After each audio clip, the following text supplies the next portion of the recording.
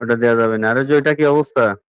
আমি তো ওই দিন আপনার সামনেই বললাম যে কোর্টের মধ্যে থেকে যে টাকাটা জমা এটা তোলার জন্য আপনার সামনে তো আমি কলও বাজায় শুনাইলাম। ঠিক আছে?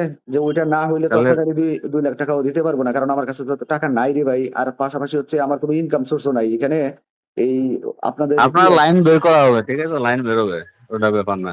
ওটা হ্যাঁ, টানা টানা করা যাবে, কিন্তু এদিকে যারা ক্ষমতাশালী তারা তো মনে করেন যে যারা টাকা পয়সা কামাইছে এরা তো বুঝেন আপনি না, প্রেশার তো আপনি আমি পাবেন। আমি তো বলছি যে শহীদুল্লাহ শহীদ যেহেতু বলছে যে করার জন্য তার কাছে ১০ লাখ টাকা দিবে। ১০ লাখ টাকা তার কাছে নিয়ে নেন। এই গাদ্দারের সাথে গাদ্দারি করতে তো কোনো সমস্যা নাই। ১০ লাখ টাকা নিয়ে নেন। করলে করবেন কাজ, না করলে না করবেন।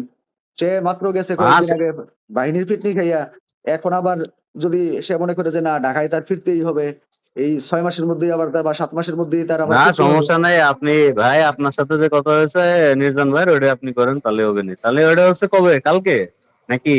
এই কোর্ট থেকে টাকাটা উঠার সাথে, সাথে আমি দিয়ে দিব। প্রমিস। ঠিক আছে? কিন্তু দিতে আমার কষ্ট হইতেছে এই কারণে যে এর বাইরে তো আর আমার কাছে কোনো টাকা নাই। আপনারা বলছেন